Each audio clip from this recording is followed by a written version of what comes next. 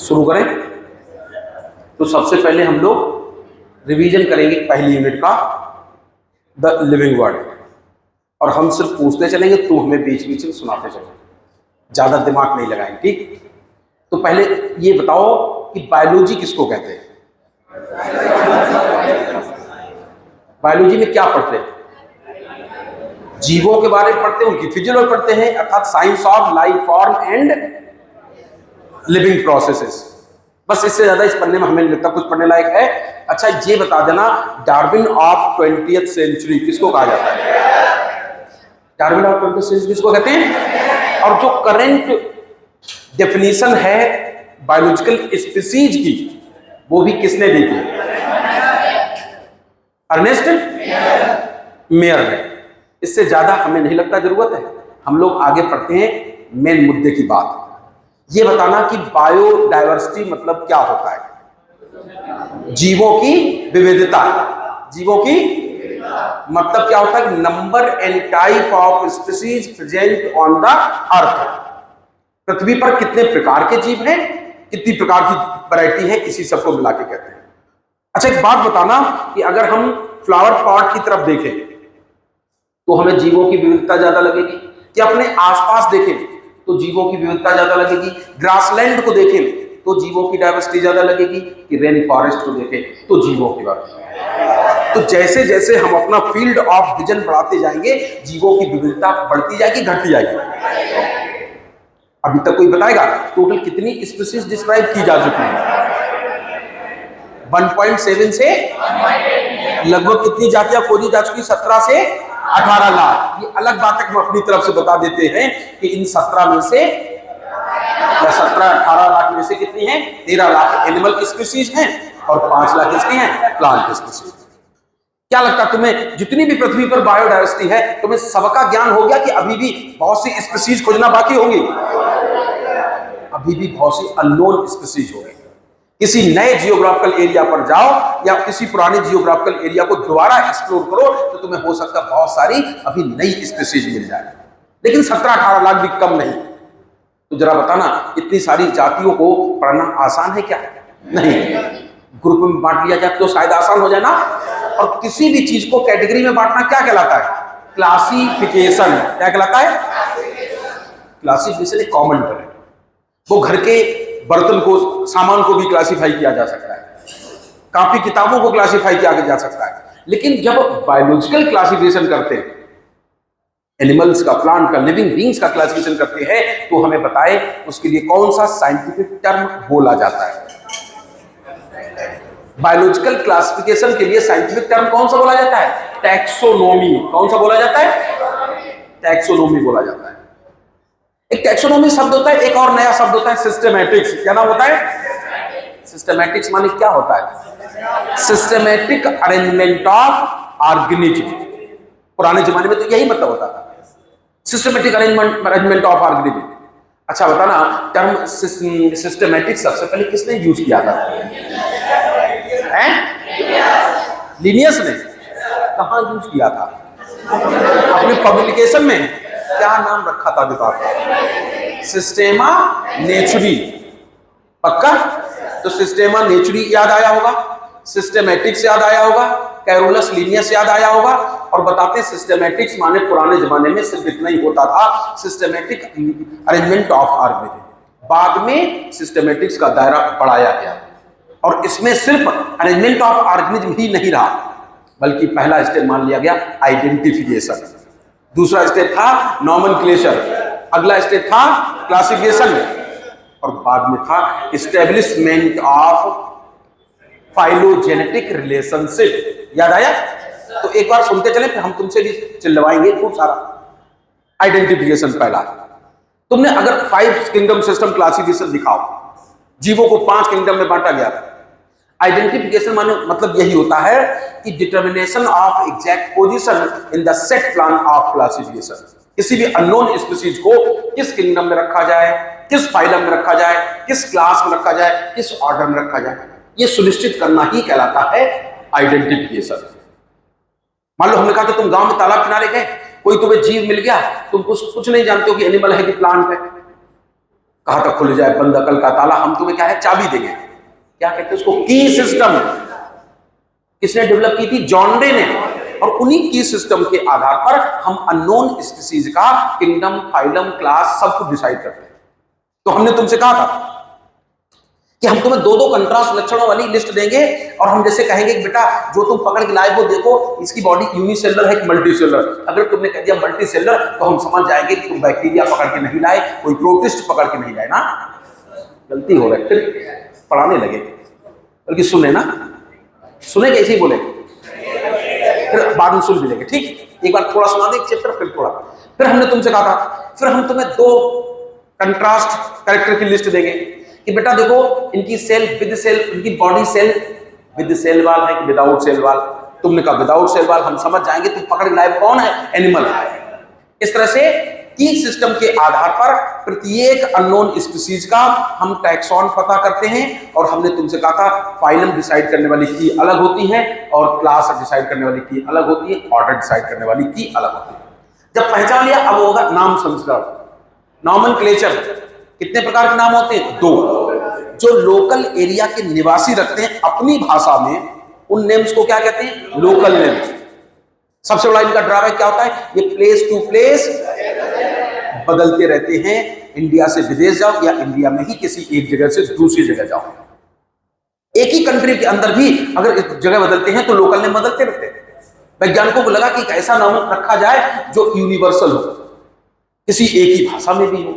क्या नाम था उस नाम का, साइंटिफिक नेम। किस भाषा में रखा जाता था, लैटिन में रखा जाता था। पक्का, इससे कुछ खास बात पता चली, ये लैटिन नेम ही होते, साइंटिफिक नेम ही है जो एश्योर करते हैं कि एक ऑर्गेनिज्म का एक ही नाम होना चाहिए या होता है।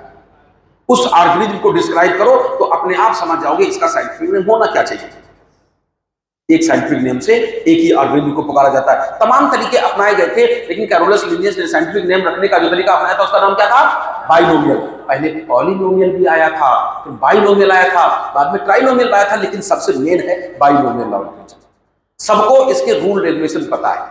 यहां पर हम एक ही बात पूछेंगे कि बाइनोमियल नॉमेनक्लेचर रखने का जो तरीका, जो रूल रेगुलेशन थी, लिनियस ने बनाए थे, कई वैज्ञानिकों ने मिलकर बनाए थे, कई वैज्ञानिकों ने मिलकर बनाए थे। नियम कानून सबको पता है, कैपिटल लेटर स्मॉल लेटर पता है, लैटिन भाषा के दो शब्द पता है, जेनेरिक एपिथेट स्पेसिफिक एपिथेट पता है, और अंडरलाइन या इटैलिक्स पता है ना।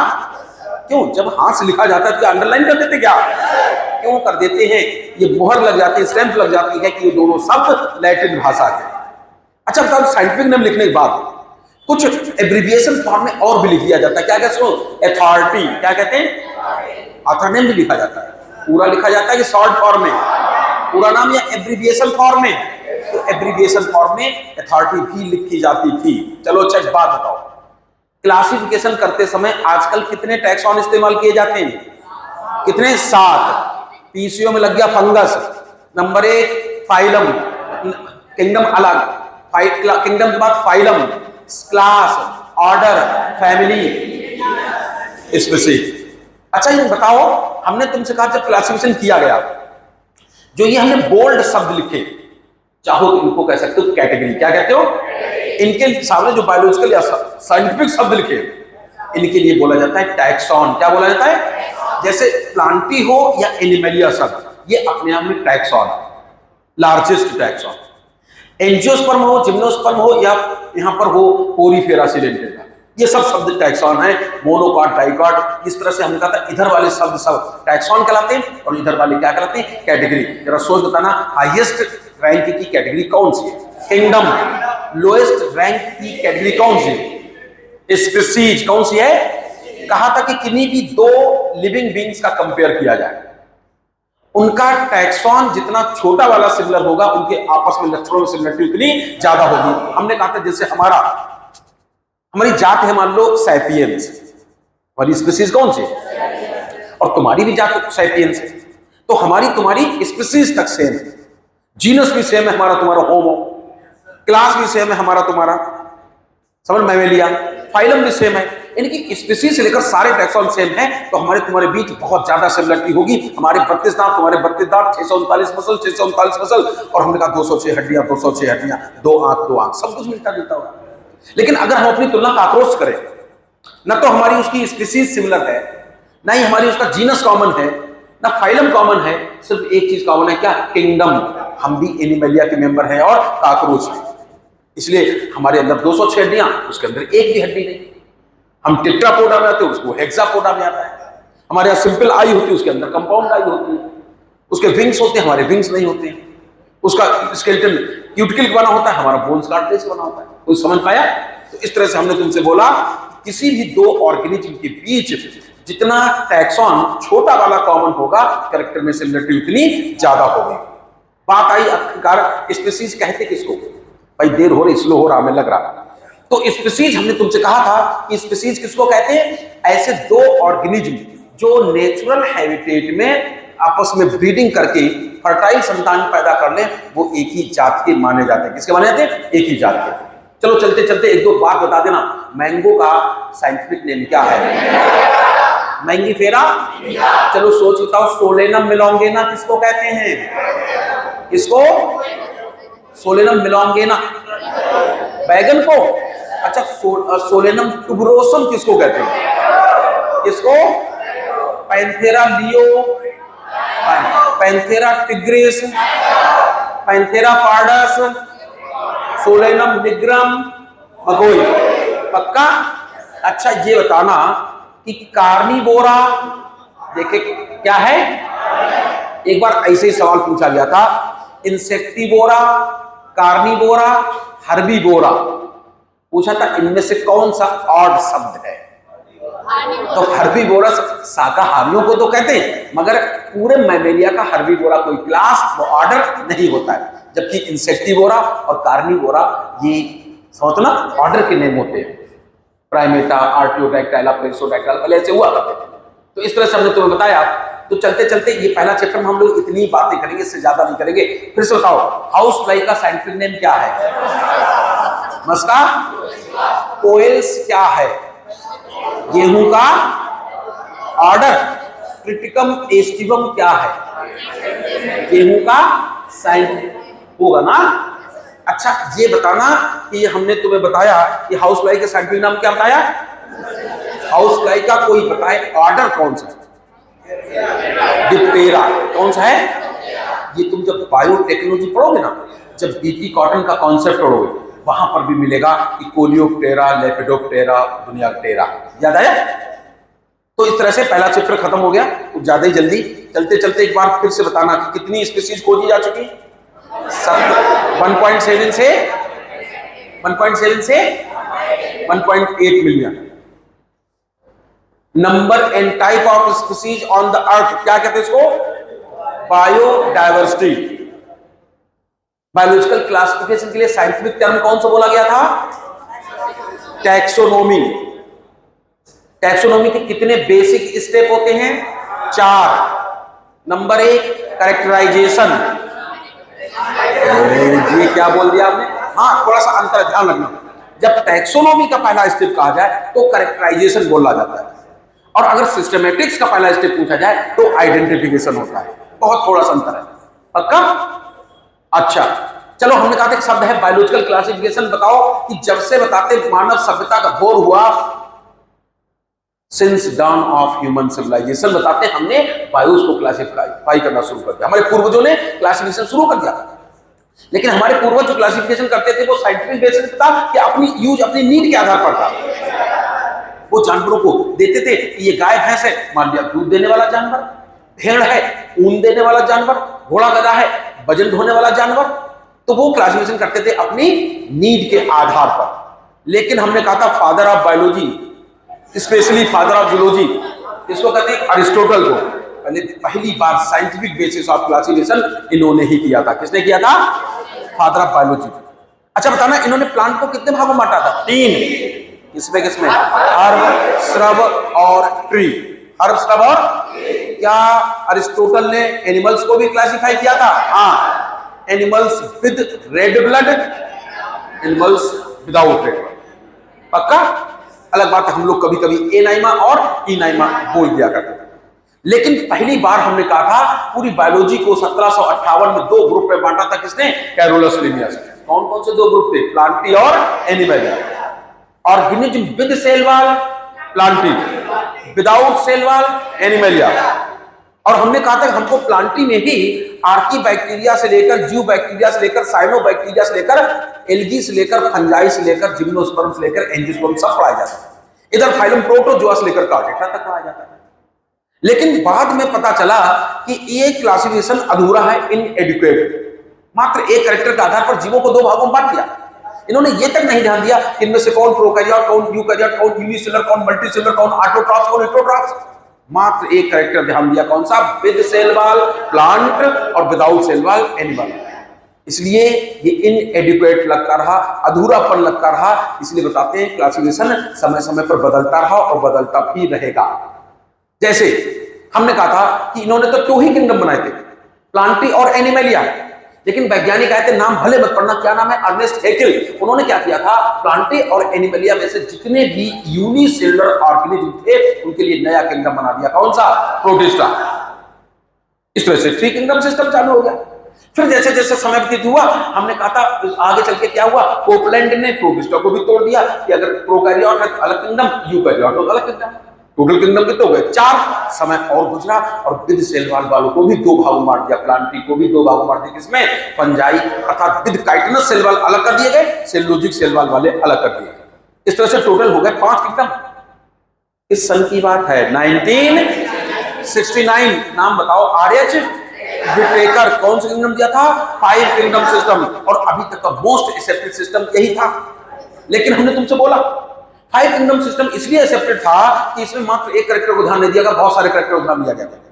जैसे 5 किंगडम सिस्टम ही था जिसमें हमने कहा था कि ये भी ध्यान दिया था कि सेल का टाइप कैसा है, प्रोकैरियोटिक है कि यूकैरियोटिक, शरीर का संगठन, बॉडी ऑर्गेनाइजेशन कैसा है, यूनिसेलुलर है कि मल्टीसेलुलर है, लूज टिश्यू का बना है कि ऑर्गन का बना, कि ऑर्गन ग्रेड का बना है। साथ साथ मोड ऑफ न्यूट्रिशन को भी ध्यान दिया था, मोड ऑफ रिप्रोडक्शन को भी ध्यान दिया था, इकोलॉजिकल गोल को भी ध्यान दिया था, और साथ साथ हमने कहा था कि फाइलोजेनेटिक रिलेशन को भी ध्यान दिया। हाँ, लेकिन अभी बाद में एक बार बताया था, सन 1990 की बात है, कार्ल बूच ने क्या किया था कि 5 किंगडम सिस्टम को भी थोड़ा चेंज किया और कौन सा किंगडम सिस्टम दिया था? 6 किंगडम सिस्टम। कौन सा दिया था? दूसरा नाम बताओ 6 किंगडम सिस्टम का। 3 डोमेन सिस्टम। क्या कहते हैं? 3 डोमेन सिस्टम। कौन कौन से 3 डोमेन थे? आर्किया, बैक्टीरिया और सबका बाटा था यूकैरिया। इस टेबल के आधार पर चलो हम एक नकली डायग्राम के आधार पर बताएं। हमने कहा था इस डायग्राम को गौर से देखो, 5 किंगडम सिस्टम अपने आप समझ में आ जाता है। सबसे पहला किंगडम कौन था? मोनरा। इसके बाद कौन इवॉल्व हुआ? यूनिसेलुलर यूकैरियोट अर्थात प्रोटिस्टा।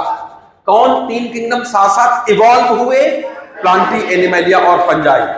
एक तो देखो कितना बढ़िया, यहां अपने आप इवोल्यूशनरी रिलेशनशिप या कह सकते हो फाइलोजेनेटिक रिलेशनशिप पता चलता है कि हम तीनों आपस में भाई बहन हैं। ये लगता है हम लोग के पिताजी हैं, ये लगता है हम लोग के दादाजी हैं। फिर हमने तुमसे कहा था, यहां साथ साथ ये भी कहा था कि इस किंगडम सिस्टम को गौर से देखो तो मोड ऑफ न्यूट्रिशन के लिए गजब का डायग्राम बनाया। एक लाइन ऐसी खींची है जो सिर्फ इस किंगडम को टच कर रही और किसी किंगडम को टच नहीं कर रही। कौन सी? Chemosynthetic nutrition, chemo autotrophic nutrition. सिर्फ और सिर्फ बैक्टीरिया में होता है। ये ग्रीन वाली लाइन को देखो, ये मोनरास होके प्रोटिस्टास होके प्लांटी तक गुजरी। इसका मतलब ये फोटो ऑटोट्रॉफिज्म प्लांट को दर्शाते ही है, कुछ प्रोटिस्ट भी दर्शाते हैं। क्या डायटम्स डेस्मिड्स याद आए? क्या तुम्हें इग्लिनाइट्स, क्राइसोफाइट्स याद आए? और साथ साथ कुछ ग्रीन या फोटोसिंथेटिक बैक्टीरिया भी तुमने सुनोगे ना। इसी तरह हेटेरोट्रॉपिक न्यूट्रिशन को गौर से देखो, यहां से लेकर तीनों से गुजरी है। अर्थात मोस्ट, ये लाल वाली लाइन को देखो, लाइन वाली लाइन को देखो तो हेटेरोट्रॉपिक न्यूट्रिशन केवल प्रोटिस्टेंट्स दर्शाएंगे, एनिमल्स दर्शाएंगे।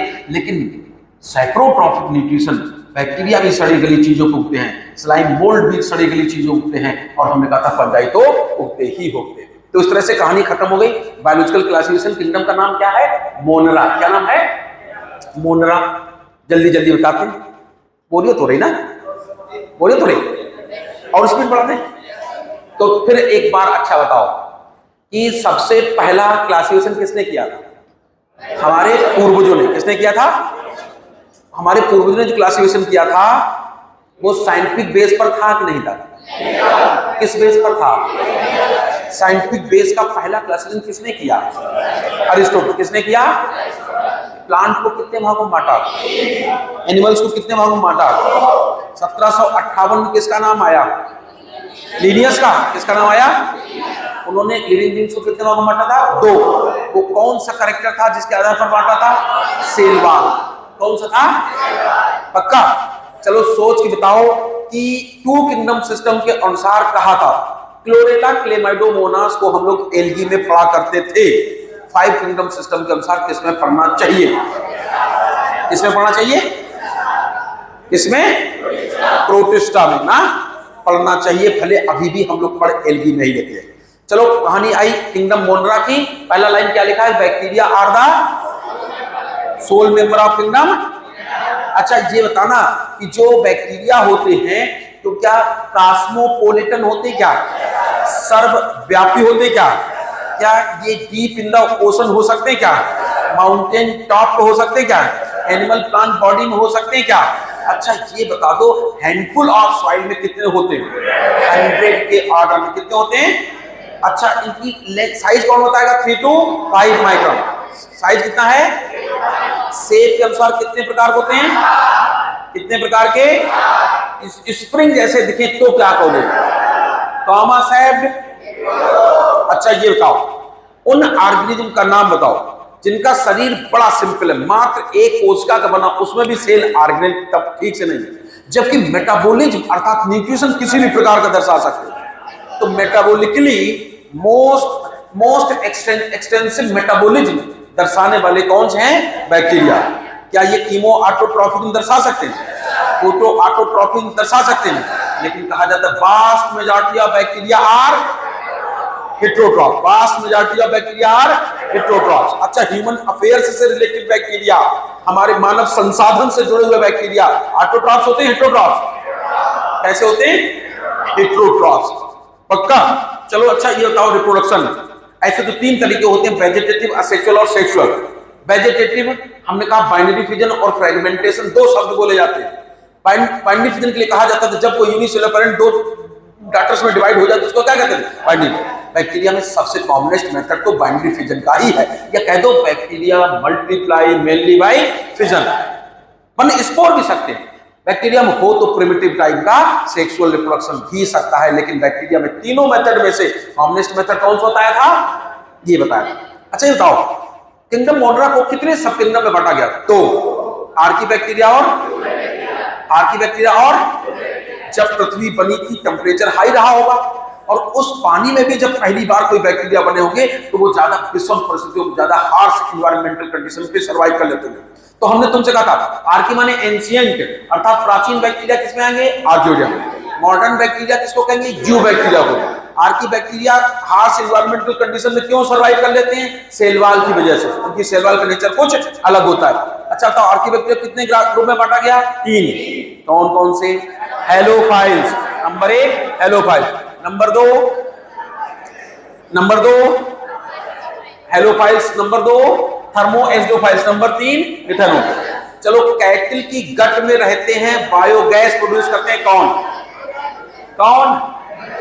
मिथेनोजन। बायोगैस का नाम क्या है? मीथेन। अच्छा बताओ जितने ज्यू बैक्टीरिया होते हैं, मॉडर्न बैक्टीरिया होते हैं, क्या इनके चारों तरफ सेलवाल होती है?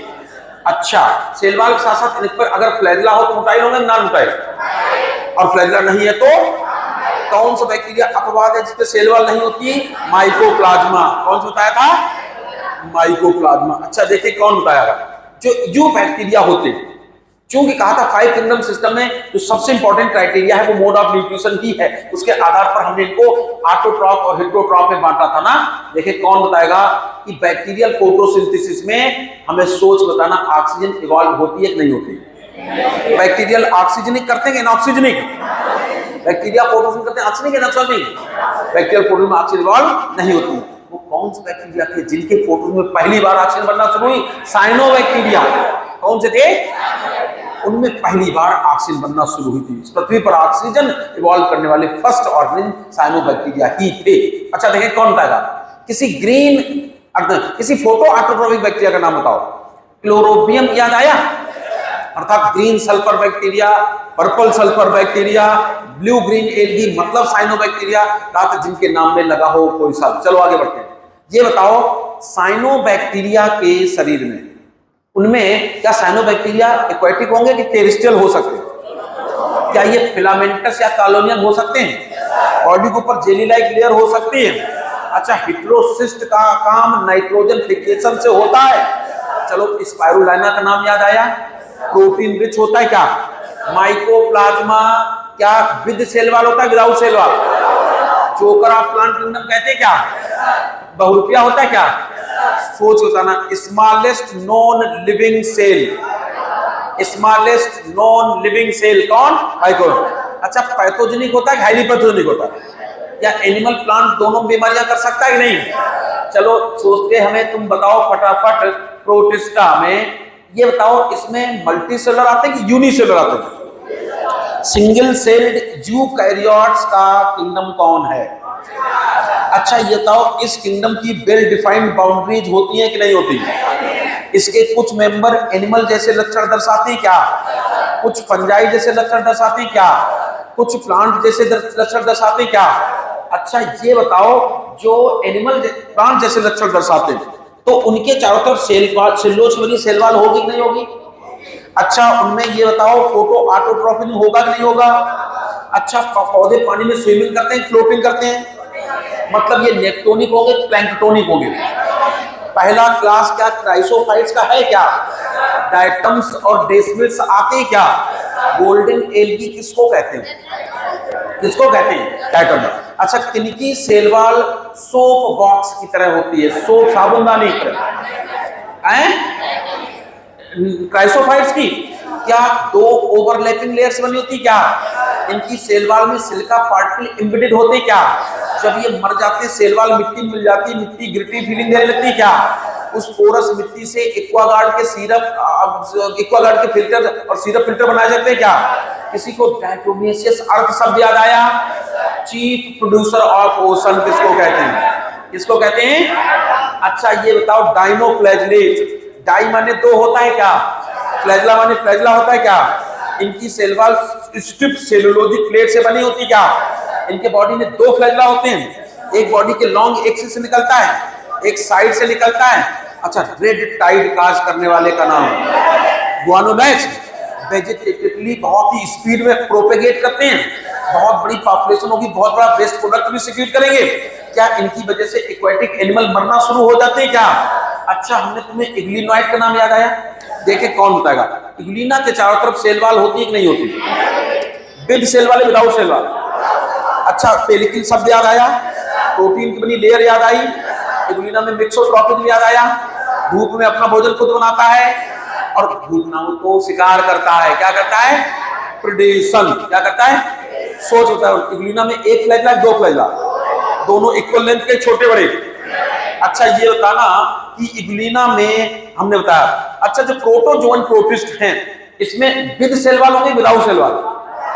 Without cell. ऑटोट्रॉफिक दर्शाएंगे, हेटेरोट्रॉफिक? अच्छा, ये बताओ कि अमीबॉइड प्रोटिस्ट में अमीबा एंड अमीबा आते हैं? अच्छा, ये बताओ कि फ्लैजेलेटेड प्रोटिस्ट में ट्रिपैनोसोमा आता है, दिन में 3 बार सोना अथवा स्लीपिंग सिकनेस बीमारी करता है, सिलिएटेड में पैरालिसिस आता है। और हमने तुम्हें कहा मोस्ट नोटोरियस कौन होता है? प्लाज्मोडियम। कौन होता है? चलो अब उसको छोड़ते हैं हम लोग, किसको? कंज्यूमर और डिकम्पोजर प्रोटिस्ट को। चलो बताओ फटाफट। अच्छा, फंजाई, फंजाई होते हैं ऑटोट्रॉफ होते हैं हेटेरोट्रॉफ? ऑटोट्रॉफ या हेटेरोट्रॉफ? ये पहले जमाने में प्लांट थे लेकिन अपना भोजन खुद नहीं बना पाते ना, ये विदाउट क्लोरोफिल होते क्या? इसलिए फोटो ऑटोट्रॉफिक नहीं दर्शाते क्या? हेटेरोट्रॉफिक में दर्शाते हैं। और हेटेरोट्रॉफिक मोस्टली सड़ी गली चीजों पर उगेंगे, साइक्लोट्रॉप्स होंगे, अन्यथा वो तो पैरासिटिक भी सकते। कैसा हो सकते हैं? चलते चलते बताना। ये भी कॉस्मोपॉलिटन होते हैं, सर्वव्यापी होते हैं, लेकिन मॉइस्ट और वार्म प्लेसेस को वरीयता देते हैं। शरीर में जहां नमी रह जाए और टेम्परेचर हाई हो, वहां पर उगने का चांस ज्यादा होता है। चलो देखिए कौन बताएगा कि मशरूम किसको कहते हैं? अगेरिकस को। अच्छा, ऑरेंज रॉट करता है Penicillium, orange rot, orange rot, white rust of crucifer, white rust of crucifer है, एल्ब्यूगो, व्हीट रस्ट, पक्सिनिया कौन करेगा? अच्छा, ये बताओ कि अगर फंजाई एल्गी के साथ सिम्बियोटिक एसोसिएशन बना ले, क्या कहोगे? लाइकेन। क्या कहोगे? पाइनस की जड़ों में चिपक जाए, क्या कहोगे? माइकोराजा। गोबर पे उगे, डंग पे उगे, क्या कहोगे? काप्रोफिलस फंजाई।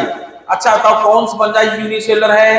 ईस्ट। बाकी सब मल्टीसेलुलर फिलामेंटस बॉडी होती है, हाइफी कहते हैं। पूरे जाल को क्या कहते हैं? माइसीलियम। क्या कहते हैं? माइसीलियम। रिप्रोडक्शन फंजाई में कितने प्रकार का होगा? 3। जिनकी बॉडी यूनिसेलुलर हो वहां बाइनरी फिजन शब्द बोल सकते हैं या बडिंग बोल सकते हैं। और हमने कहा फिलामेंटस बॉडी हो तो फ्रेगमेंटेशन, और स्पोर्स भी बन सकते हैं। Thin walled non motile exogenously produced spores conidia. Thin walled और non motile endogenously produced aplanospore. Thin walled motile endogenously produced. ये दोनों हम तुम्हें डिटेल में पढ़ाए थे। किसी चेंबर के अंदर बनते हैं, स्पोरेंजिया के अंदर बनते हैं, दोनों मिला के स्पोरेंजियोस्पोर्स भी कह सकते हैं। क्या कह सकते हैं? स्पोरेंजियोस्पोर। हमने तुम्हें सेक्सुअल रिप्रोडक्शन में बताया था 3 स्टेज होती हैं, प्लाज्मोगेमी, कैरियोगेमी और जाइगोटिक मियोसिस। याद आ रहा किसी को? चलो आगे बढ़ते फटाफट, क्योंकि पूरा रिवाइज कराना है। फंजाई के क्लासिफिकेशन में टोटल हमने कहा था कि इतने क्लास होते हैं। क्या होते हैं? इतने बताए थे 4। कौन कौन से बताए थे? कौन कौन से बताए थे? कौन कौन से बताए थे? कौन कौन से बताए थे? ये 4 क्लास अभी बता रहे, अभी बताएंगे कैसे आ गए। 1 मिनट के लिए पेज। हाँ, ये 4 क्लास होते हैं और इस देख लो केवल, तुम्हें इतनी क्या समझ में आएगा। Number 1 phycomycetes, number 2 ascomycetes, number 3 basidiomycetes, number अगला ड्यूटो। अच्छा सोच बताओ, इनमें से किसमें सेक्सुअल रिप्रोडक्शन नहीं होता था? ड्यूटोमाइसिस। कौन है जो केवल और केवल सेक्सुअल रिप्रोडक्शन करता है? बेस्डियोमाइसिस। किनको कहते हैं? Algal fungi. फाइकोमाइसिस किनको कहते हैं? Sac fungi. एस्कोमाइसिस किसको कहते हैं? Club fungi, imperfect fungi. हैं? पक्का? ज्यादा कहानी बता नहीं सकते, टाइम लग जाएगा। बस इतना बता दो हमें कि ड्रोसोफिला ऑफ प्लांट किंगडम किसको कहते हैं? न्यूरोस्पोरा। ब्रेड और वाइन बनाने में इस्तेमाल होती है ईस्ट। ईस्ट का साइंटिफिक नेम क्या है? सैक्रोमाइसिस। क्या नाम है? मोरल्स और ट्रफल्स एडिबल फंजाई है कि नहीं है? अच्छा ये बता दो कि अगेरिकस किसको कहते हैं? मशरूम को। किसको कहते हैं? अस्टिलेगो किसको कहते हैं? स्मट को। पक्सीनिया किसको कहते हैं? रस्ट को। क्या bracket fungi, puffball, toadstool याद आए? बस इसको यहीं पर खत्म करते हैं, हम लोग बढ़ते हैं आगे। और हमने तुमसे बोला कि फंजाई के बाद नंबर है किसका? एल्गी का। ठीक, किंगडम प्लांटी का। किंगडम प्लांटी पे जब पहुंचे तो हमने तुमसे बोला फटाफट पहुंचाए किंगडम प्लांटी। अच्छा ये बताओ, किंगडम प्लांटी पढ़ाएं इससे पहले ये बता दो। अच्छा ये बताओ, पेनिसिलिन नाम की एंटीबायोटिक कहां से निकाली गई? कहां से निकाली गई? पेनिसिलियम से निकाली गई, पेनिसिलियम नाम के। अच्छा ये बताओ, किंगडम प्लांटी पहले तो बताओ यूनिसेलुलर होंगे multicellular? Multicellular eukaryote with cellulosic cell wall होंगे। क्लोरोफिल कंटेनिंग के चक्कर में मोस्टली ऑटोट्रॉफ्स होंगे। बायोलॉजी साइंस ऑफ एक्सेशन कहलाती, कुछ यहाँ हेटेरोट्रॉफ्स हो सकते हैं। अच्छा किसी पार्शियल हेटेरोट्रॉफ्स का नाम बताओ। इंसेक्टिवोरस प्लांट, कौन से? इंसेक्टिवोरस प्लांट का नाम बताओ। ब्लैडर वॉर्ट याद आया? उसमें ब्लैडर जैसा कुछ होता है क्या? क्या ब्लैडर वॉर्ट के अलावा तुम्हें कभी वीनस फ्लाई ट्रैप का नाम याद आया? वीनस फ्लाई ट्रैप देखो कैसे मक्खी पकड़ ली, थोड़ा सा कम जूम करें तो शायद क्लियर आ जाए। ठीक है। अच्छा बताओ किसी को अमरबेल याद आई? कस्क्यूटा कहते हैं क्या? पार्शियल हेटेरोट्रॉफ है कि पैरासिटिक है? कैसा होता है? जो एनिमल्स होते हैं ये विद सेल वाले होते हैं, विदाउट सेल वाले? एनिमल्स में डिफ्यूज ग्रोथ होती है कि लोकलाइज्ड? डिफ्यूज ग्रोथ होती है कि लोकलाइज्ड? डिफ्यूज। एनिमल्स में इंडेफिनिट समय तक ग्रोथ होती है कि डेफिनिट समय तक? एनिमल्स अपना भोजन स्टार्च के रूप में स्टोर करते हैं, ग्लाइकोजन के रूप में? इस रूप में? अच्छा ये बताओ कि वायरस, वायरॉइड्स, लाइकेन, प्रियॉन, इनको 5 किंगडम सिस्टम के किस किंगडम में रखा गया? कहीं कोई जगह नहीं मिली? फिर से बताओ, वायरस, वायरॉइड्स, प्रियॉन, लाइकेन, इनमें से कौन एसेलुलर है, ऑर्गेनाइजेशन वाला है? सभी, लेकिन लाइकेन को छोड़कर। लाइकेन में तो सेल्स बाकायदा पाई जाती ना।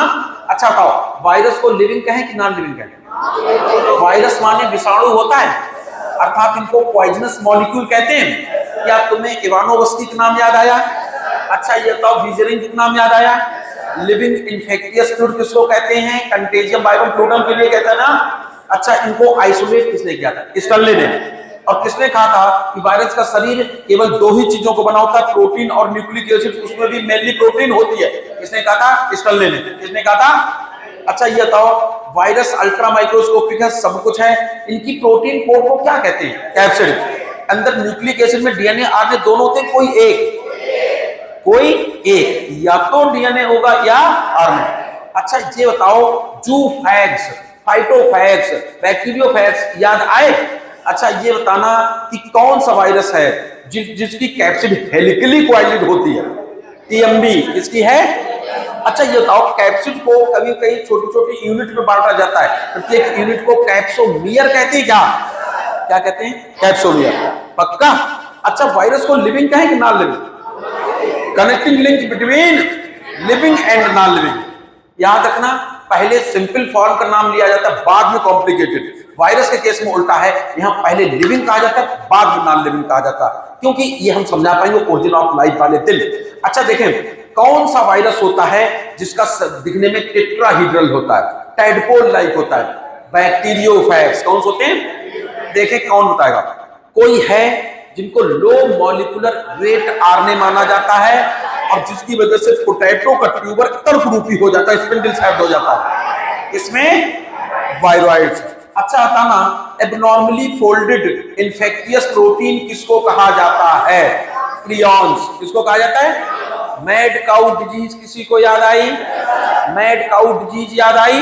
अर्थात इन जानवरों में इंसेफेलोपैथी हो जाती है ना, और हंसते हंसते कट जाए रस्ते हो जाता है। बताओ लाइकेन, लाइकेन को सिम्बियोटिक एसोसिएशन बिटवीन किसके किसके बीच कहा जाता है? एल्गी फंजाई को। हमने कहा था इसको सिम्बियोटिक एसोसिएशन कहना ठीक है कि हीलोटिज्म कहना ठीक है? हीलोटिज्म। क्या कहना ठीक है? क्योंकि हीलोटिज्म में दो जीव जुड़ जाएं दोनों को फायदा होता है, लेकिन दोनों की हैसियत औकात बराबर की नहीं होती है। एक मालिक जैसा माना जाता है, एक नौकर जैसा माना जाता है। जरा बताओ लाइकेन में कौन माइकोबियॉन्ट या फाइकोबियॉन्ट में से कौन कंपोनेंट मास्टर कहलाएगा, मालिक कहलाएगा, जो अपने घर में रहने के लिए जगह देगा? Fungal component. और कौन नौकर है जो खाना बनाता मालिक के लिए? फाइकोबियॉन्ट। कौन बनाता है? Algal component. पक्का? अच्छा ये बताना तुमने क्रस्टोज, ये सब फाइलें खुल नहीं, पता नहीं क्या हो गया, बड़ा सुंदर डायग्राम थे ये। क्रस्टोज लाइकेन याद आए जो पत्थर पे पपड़ी की तरह उगे? क्या फोलियोज लाइकेन याद आए? फ्रूटिकोज याद आए? Good indicator of lichen are good indicator of air pollution, especially air में से किस गैस? Sulphur dioxide. लाइकेन ये बताओ प्लांट सक्सेशन में मदद करते हैं? पत्थरों पर पहले कौन उगेगा? क्रस्टोज। फिर कौन उगेगा? फोलियोज। बाद में कौन उगेगा? मॉसिस और हर्ब, श्रब, ट्री। पक्का? इस तरह से हम आगे बढ़े, तो जब तक आगे बढ़े देखें कौन बताएगा किंगडम प्लांटी के बारे में। हम लोग डिटेल पढ़े तो एक बात, पहला सवाल बताना कि जो जूलॉजी में हम लोग जैसे फाइलम शब्द बोलते हैं, प्लांटी में वैसे क्या बोलते हैं? डिवीजन। क्या बोला जाता है? प्लांट के टोटल कितने डिवीजन सुने? 5। कौन कौन से? सबको पता है, पढ़ने की जरूरत नहीं। लेकिन बताएं एंजियोस्पर्म का 5 किंगडम सिस्टम के अलावा फर्दर क्लासिफिकेशन भी किया गया था एंजियोस्पर्म का। एंजियोस्पर्म को क्लासिफिकेशन करने का जो पुराना तरीका था, वहां 3 नाम लिखे हैं: artificial system of classification, natural system of classification, और तुम्हें पढ़ाएंगे हम फाइलोजेनेटिक सिस्टम ऑफ क्लासिफिकेशन। देखिए कौन बताएगा कि जब किसी एंजियोस्पर्म का क्लासिफिकेशन वन और फ्यू मॉर्फोलॉजिकल कैरेक्टर पर आधारित किया जाए तो इस मेथड को क्या कहोगे? आर्टिफिशियल। क्या कहोगे? आर्टिफिशियल। घंटा 1 हो गया, ज्यादा टाइम नहीं बचा, थोड़ा और सुपरफिशियल करते हैं। और हमने तुमसे कहा था कि आर्टिफिशियल सिस्टम में सब सच्चाई ये थी कि इसमें सेक्सुअल और वेजिटेटिव कैरेक्टर को बराबर बैलेंस दिया जाता था, वेटेज दिया जाता था, जो कि अमान्य था। बाद में आया नेचुरल सिस्टम, जिसमें सभी लगभग बायोलॉजी की ब्रांच से कैरेक्टर लिए गए, और बाद में इवोल्यूशनरी रिलेशनशिप भी आया। और इधर तुम अपना याद रखना, जो नया तरीका होता, 3 टर्म थे, कौन कौन से? न्यूमेरिकल टैक्सोनॉमी, साइटोटैक्सोनॉमी और यूमोटैक्सोनॉमी। चलो अच्छा देखिए कौन बताएगा। थाइलोफाइट्स उनको कहते हैं जिनके बॉडी को देखकर रूट सिस्टम लिंक में डिस्टिंग्विश ना कर सकें। एल्गी को कॉमनली क्या कहते हैं? सी बीड्स। इससे क्या पता चला ज्यादातर कहां पाए जाते हैं? समुद्र में। चलो बताओ एल्गी में यूनिसेलुलर एल्गी का नाम बताओ। क्लोरेला और क्लेमाइडोना। कॉलोनियल प्याप पता, फिलामेंटस पता, मैसिव प्लांट लाइक बॉडी पता, रिप्रोडक्शन के 3 तरीके हैं, वेजिटेटिव, फिलामेंटस और वो सब पता है ना। यूडोराइना शब्द याद आएगा। और हमने तुमसे कहा था कि तुम्हें बॉलवॉक्स फ्यूकस का नाम याद आया होगा। आगे बढ़ते थोड़ी स्पीड बढ़ाते, नहीं हो नहीं पाएगा। हमने तुमसे ये भी बताया था कि एल्गी को कितने भागों में आता है? Chlorophyceae, Phaeophyceae, Rhodophyceae. Green algae किसको कहते हैं? Brown algae, red algae. अच्छा, एल्गिन की आउटर सेल वॉल किसमें? एल्गिन की फियोफाइसी। एल्गिन की आउटर सेल वॉल किसमें? फियोफाइसी। पॉलीसल्फेट ईस्टर की आउटर सेल वॉल किसमें? रोडोफाइसी में। और पेक्टोज की cell wall, outer cell wall. Inner तो सभी में सेलुलोज की बनी, पेक्टोज की आउटर सेल वॉल क्लोरोफाइसी। देखें कौन बताएगा? क्लोरोफाइसी के मेंबर में स्टोर्ड फूड होता है स्टार्च। क्या होता है? और लैमिनेरियन किसमें होता है? इसमें।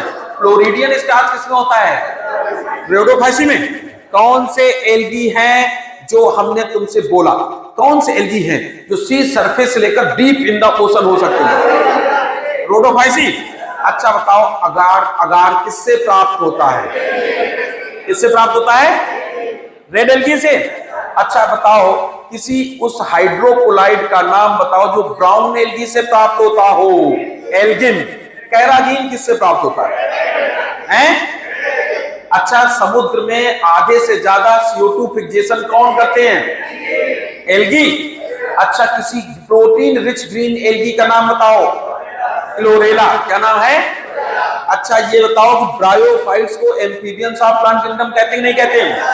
अच्छा, इनके जीवन में पानी का सबसे बड़ा महत्व क्या है? सेक्सुअल रिप्रोडक्शन कंप्लीट करने में। अच्छा, ये बताओ कि ब्रायोफाइट्स होते हैं इन एल्गी से ज्यादा विकसित होते ना, टेरोफाइट से कम विकसित होते ना, इनका शरीर दोनों के बीच में स्टैंड करता है ना, इनके में रूट स्टेम लीफ बन गई थी, root stem leaf like structure. अच्छा, तुम्हें बताओ किसी को मर्केंसिया का नाम याद आया? किसी को मॉसिस का नाम याद आया? अच्छा, पीट मॉस किसको कहते हैं? पीट मॉस स्फैग्नम को कहते हैं। ये ट्रांसशिपमेंट में पैकेजिंग के दौरान इस्तेमाल हो सकता है। ये बताओ कि पीट मॉस को एज ए फ्यूल इस्तेमाल कर सकते हैं? एज ए मुल्च इस्तेमाल कर सकते हैं? क्या इससे मॉप बना सकते हैं? चलो टेरोफाइट पहुंचो। बोटेनिकल स्नेक या स्नेक ऑफ प्लांट किंगडम किसको कहते हैं? टेरोफाइट। वो फर्स्ट लैंड इनहेबिटिंग प्लांट कौन है? टेरोफाइट। टेरोफाइट फिर भी सैडी मॉइस्ट प्लेसेस पर रहना पसंद करेंगे ना। अच्छा, ये बताओ कि टेरोफाइट में ट्रू रूट स्टेम लीफ बनी थी ना। अच्छा, ये बताओ इनमें लीफ ग्रेट वेरिएशन दर्शाती क्या? लीफ इनकी पिटियोलेटेड होती है, सिसाइल, कुछ भी, मैक्रोफिलस होते हैं, माइक्रोफिलस दोनों, सिंपल होती है, कंपाउंड दोनों। पक्का? चलो ये बताओ कि किसी फर्न के जीवन में बनने वाली इनकॉन्स्पिक्यूअस ग्रीन मल्टी सेलुलर स्ट्रक्चर का नाम? प्रोथाइलस। क्या बोला? प्रोथाइलस हार्ट शेप दिखता है क्या? वो उन्हीं जगहों पर रह सकता है ना जहां मॉइस्चर की अवेलेबिलिटी हो। इसीलिए टेरोफाइट्स का वर्ल्ड वाइड डिस्ट्रीब्यूशन होता है कि नहीं होता है? नहीं होता। चलो हमें जल्दी जल्दी बताओ उस टेरोफाइट का नाम बताओ जिसके जीवन में कौन बनना शुरू हो गई थी? इक्विसीटम। किसके बनी थी? इक्विसीटम में कौन याद आई? अच्छा चलो, टेरोफाइट बाद जिम्नोस्पर्म पहुंचते हैं। जायंट रेडवुड ट्री किसमें आता है? अच्छा, जिम्नोस्पर्म हर्ब श्रब ट्री तीनों होते हैं कि नहीं? हर्ब नहीं होते हैं, हर्ब नहीं होते, श्रब ट्री होते हैं। ट्री में स्मॉल साइज होते हैं, मीडियम साइज, दोनों साइज होते हैं, small to medium size, medium to large. अच्छा ये बताओ कि साइकेडोफाइटा कोनिफरोफाइटा याद आया? साइकस याद आया? कोनिफरोफाइटा में पाइनस और सेड्रस याद आए? अनब्रांच्ड स्टेम किसमें होता है? साइकस। और अच्छा बताओ लीफ टेरोफाइट जिम्नोस्पर्म के जीवन में कोई 2 लक्षण बताओ जिससे पता चलता हो कि ये जीरोफिटिक कंडीशन में उगते हैं। संकीर्ण स्टोमेटा और थिक क्यूटिकल, पत्तियों पर थिक क्यूटिकल और संकीर्ण स्टोमेटा। पक्का?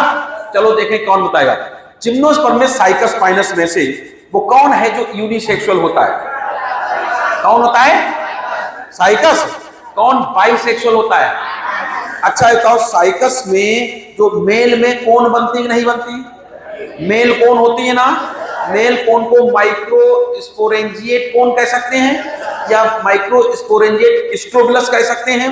एक लीफ को माइक्रोस्पोरोफिल कहते हैं, अंदर बने झुंझुना को माइक्रोस्पोरेंजियम कहते हैं, अंदर बने स्पोर को माइक्रोस्पोर कहते हैं। माइक्रोस्पोर शुरू में यूनिसेलुलर होते थे, बाद में 2 सेल्ड और 3 सेल्ड स्टेज बन गए थे, और 3 सेल्ड स्टेज को ही पॉलिन ग्रेन कहा जाता था। इधर मेगास्पोरोफिल पढ़ाई थी, साइड में ओव्यूल अर्थात मेगास्पोरेंजियम बनाए थे। मेगास्पोरेंजियम इंटेगुमेंटेड न्यूक्लियस मास बताया था, एक सेल का न्यूक्लियस बड़ा और साइटोप्लाज्म थिक कर दिया था, और उसमें मेगास्पोर मदर में कहलाई। उस मेगास्पोर मदर सेल से 4 मेगास्पोर बने थे, 4 में से 3 नष्ट हुए थे, जो फंक्शनल बचा था उससे हैप्लॉइड एंडोस्पर्म बना था। जिम्नोस्पर्म में एंडोस्पर्म क्योंकि बिफोर फर्टिलाइजेशन बना था इसलिए हैप्लॉइड था, ट्रिप्लॉइड हैप्लॉइड, याद आ रहा। इसलिए अब हमने कहा था एयर करंट द्वारा पॉलिनेशन हुआ था और हो गया था फर्टिलाइजेशन और जाइगोट बना था। जिम्नोस्पर्म में ध्यान करो, सैगोपाम का नाम बताया था, और जिम्नोस्पर्म से टिम्बर प्राप्त होती है, और हमने तुमसे ये भी कहा था। अच्छा ये बताओ, धान के खेत में बायो फर्टिलाइजर के रूप में कौन सा फर्न इस्तेमाल होता है? एजोला। क्या उसको वाटर फर्न कहते थे क्या? अच्छा देखिए कौन बताएगा कि जो एंजियोस्पर्म होते हैं, क्या बुल्फिया का नाम याद आया? स्मॉलेस्ट एंजियोस्पर्म का नाम याद आया? 100 मीटर टाल हो सकता है यूकेलिप्टस। कौन हो सकता है? एंजियोस्पर्म से जानवरों के लिए फोडर प्राप्त होता है कि नहीं होता है? हमारे लिए फूड प्राप्त होता है कि नहीं होता है? बाबा रामदेव के लिए आयुर्वेदिक दवाइयां प्राप्त होती नहीं होती? इस तरह से ये मेडिसिनल प्लांट भी हो सकते हैं। चलो देखें कौन बताएगा कि एनिमल्स की कितनी जातियां खोजी गई? बोलो, एनिमल्स की कितनी जातियां खोजी गई? 13 लाख। कितनी खोजी गई? 13 लाख। ये बताओ 13 लाख जातियां ना पढ़ पाए तो क्लासिफिकेशन कर ले क्या? क्लासिफिकेशन करते समय कई क्राइटेरिया ध्यान दिए गए। एक क्राइटेरिया था बॉडी ऑर्गेनाइजेशन, कि सेलुलर ग्रेड, की टिश्यू ग्रेड, की ऑर्गन या ऑर्गन सिस्टम ग्रेड, याद आ रहा। दूसरा था सिमेट्री, असिमेट्रिक, रेडियल सिमेट्री की बाइलेटरल सिमेट्री। तीसरा था एम्ब्रियोनिक डेवलपमेंट, डिप्लोब्लास्टिक, ट्रिप्लोब्लास्टिक, याद आया। और बाद में था space between gut wall and body wall, अर्थात सीलोम, याद आया। चलो चलते चलते बताओ उन फाइलम का नाम बताओ जिसमें एक्टोडर्म और एंडोडर्म के बीच में मीजोडर्म नहीं बन पाई, और इसलिए वहां लिबलिबी जेली लाइक लेयर थी। क्या नाम था? मीजोग्लिया। क्या नाम था? किसमें किसमें होती है? पोरीफेरा और सिलेंट्रेटम, पोरीफेरा और सिलेंट्रेटम। चलो देखें कौन बताएगा। सारे फाइलम बाइलेटरली सिमेट्रिकल होते हैं। रेडियली सिमेट्रिकल कौन कौन सा है? सिलेंट्रेटा, टीनोफोरा, और एक अपवाद है इकाइनोडोनेटा। चलो बताओ कौन सा फाइलम मोस्टली असिमेट्रिकल होता है? पोरीफेरा। मोस्ट प्रिमिटिव एनिमल्स किसको कहोगे? पोरीफेरम्स को। वाटर ट्रांसपोर्ट सिस्टम किसमें होता है? पोरीफेरा में। इनकी बॉडी कैविटी को क्या कहते हैं? स्पंजोसील। बॉडी पर, बॉडी वाल पे जो पोर होते हैं क्या कहते हैं? ऑस्टिया। टॉप पे ओपनिंग को क्या कहते हैं? ऑस्कुलम। ऑस्टिया, स्पंजोसील, ऑस्कुलम को मिला के कैनाल सिस्टम क्या कहते हैं? चलो देखिए कौन पाएगा। ये जो स्पंजेज होते हैं इंट्रासेलुलर डाइजेशन दर्शाते थे कि इंट्रासेलुलर एक्स्ट्रासेलुलर दोनों? नहीं, दोनों। सिलेंट्रेट दर्शाते थे। ये प्योरली इंट्रासेलुलर डाइजेशन दर्शाते थे। कैसा? इंट्रासेलुलर। देखे कौन बताएगा। ल्यूकोसोलिना का नाम याद आया? साइकोन को स्काइफा कहते हैं कि नहीं कहते हैं? साइकोन को क्या कहते हैं? स्काइफा। पक्का? अच्छा ये बताओ फ्रेश वाटर स्पंज किसको कहते हैं? स्पंजिला।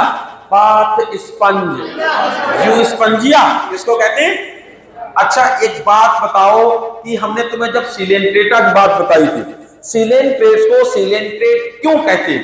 बॉडी कैविटी के चक्कर में। क्या कहते हैं बॉडी कैविटी को? सिलेंट्रॉन। क्या कहते हैं? इनको निडेरियंस क्यों कहते हैं? क्योंकि इनकी बॉडी में स्पेशल प्रकार की सेल जिनको कहते हैं निडोब्लास्ट। पक्का? अच्छा एक बात बताओ, निडेरियंस बाइलेटरली सिमेट्रिकल कहें कि radially symmetrical? Radially symmetrical. Diploblastic कहें कि ट्रिप्लोब्लास्टिक? डिप्लोब्लास्टिक। और ये बताओ कौन सा grade of body organisation? Tissue grade. कौन बताया था? चलो छोड़ो। अच्छा इनकी बॉडी में 2 लेयर थी और बीच में मीजोग्लिया भी थी, लेकिन हमने तुमसे बात कही थी कि इनकी मेन जो डायग्नोस्टिक लक्षण है, फीचर है, वो रेडियल सिमेट्री है कि डाइमॉर्फिज्म। डाइमॉर्फिज्म क्या कुछ मेंबर पॉलिप जैसा रूप दर्शाते क्या, कुछ अम्ब्रेला लाइक रूप दर्शाते क्या? अच्छा, बेस्ट एग्जांपल मेटाजेनेसिस का कौन है? ओवेलिया। कौन है? मेटाजेनेसिस दर्शाने वाला बेस्ट एग्जांपल ओवेलिया। देखिए कौन बताएगा? सी फैन किसको कहते हैं? गार्गोनिया। Brain coral नियंड्राइना। नियंड्राइना किसको कहते हैं? अच्छा ये बता दो कि सी समझ, सी एनिमोन, किसी दो सी एनिमोन का नाम बताओ। एडमसिया और मेट्रीडियम। देखिए कौन बताएगा? पोर्तुगेज मैन ऑफ वार फ्राइसेलिया किसको कहते हैं? चलो आगे बढ़ते हैं। प्लेटरी हेलमिनथीज को जो मेंबर होते हैं उनकी बॉडी डॉर्सोवेंट्री फ्लैटेंड होती है, बाइलेटरली फ्लैटेंड। प्लेटरी हेलमिनथीज की डॉर्सोवेंट्री फ्लैटेंड। अच्छा तो प्लेटरी हेलमिनथीज में ट्रू मेटामेरिक सेगमेंटेशन होता है, pseudo metameric segmentation? Pseudo metameric segmentation होता है। एनिलिडा, आर्थ्रोपोडा और वर्टिब्रेटा इनमें ट्रू मेटामेरिक सेगमेंटेशन था, बाकी सब में अनसेगमेंटेड बॉडी होती है, मगर प्लेटरी हेलमिनथीज में स्यूडो मेटामेरिक सेगमेंटेशन होता है। अच्छा ये तो प्लेटरी हेलमिनथीज में सीलोमेट कहलाते हैं, एसीलोमेट। एसीलोमेट इनमें बॉडी वाल इंटरनल ऑर्गन के बीच कोई खाली जगह नहीं होती है। चलो हमें चलते चलते बात बताना, टीनिया का नाम याद आया, फैसियोला का नाम याद आया, मैक्सिमम रीजनरेशन पावर कौन दर्शाता है? प्लेनेरिया इसी मेंबर है क्या? अच्छा बताओ एस्केलमेनथीज को राउंड वर्म क्यों कहते हैं? क्योंकि क्रॉस सेक्शन में सर्कुलर बॉडी होती है। एस्केलमेनथीज टेरेस्ट्रियल हो सकते हैं क्या? जमीन में पड़े हो सकते हैं, एनिमल प्लांट बॉडी के पैरासाइट हो सकते हैं।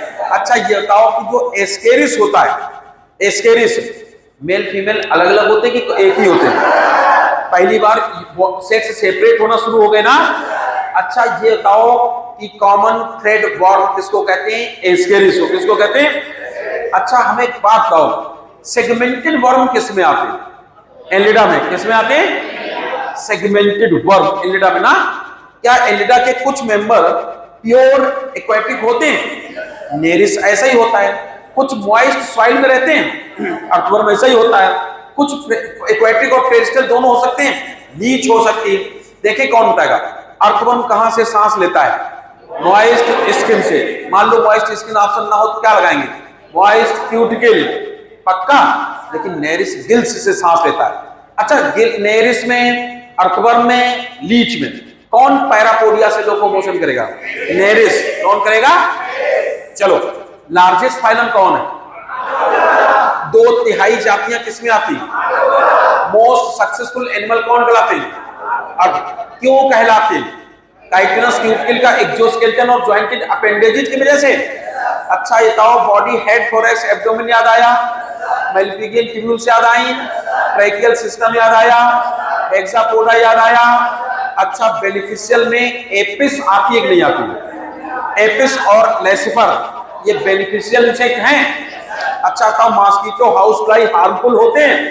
अच्छा देखें अपनी तरफ से हम ऐसे ही पूछ रहे हैं कि लेपिज्मा का नाम सुना? उसको कहते हैं सिल्वर फिश। क्या कहते हैं? अच्छा लिविंग फॉसिल किसको कहते हैं? लिबुलस। किसको कहते हैं? किंग क्रैब ना। देखें कौन होता है? Second largest phylum. Second largest phylum. अच्छा बॉडी इनकी 3 भागों में बटी होती है क्या? हेड, फुट और विसरल हम्प याद आया। अच्छा मेंटल कैविटी याद आई, उसमें फेदर लाइक स्ट्रक्चर गिल याद आया। बक्कल कैविटी में रेडुला याद आया। अच्छा पोडियम याद आया। अच्छा ये बताओ कि पिंक टाडा का नाम क्या है? Pearl oyster. अच्छा एप्पल स्नेल किसको कहते हैं? पाइला को। किसको कहते हैं? डेंटेलियम किसका नाम है? टस्क सेल का। टस्क सेल का क्या नाम है? डेंटेलियम। चलो बताओ उस फाइलम का नाम बताओ जिसमें स्पाइनी स्किन, कांटेदार स्किन होती है। इकाइनोडर्मेटा। इकाइनोडर्मेटा। एडल्ट में रेडियल सिमेट्री होती है, बाइलेटरल। लार्वा में कौन सी? बाइलेटरल। एडल्ट में रेडियल। इनकी बॉडी को तमाम सारे चैनल सिस्टम में बांटा जाता है, हीमल, पेरीहीमल और वाटर वेस्कुलर सिस्टम याद आए। क्या तुम्हें ट्यूब फीट भी याद आए? अच्छा ये बताओ कि जो इकाइनोडर्म्स होते हैं इनमें हेड और हेड के अंदर ब्रेन होता है कि नहीं होता है? नहीं होता है। क्या ये एक्सक्लूसिवली मैराइन होते हैं क्या?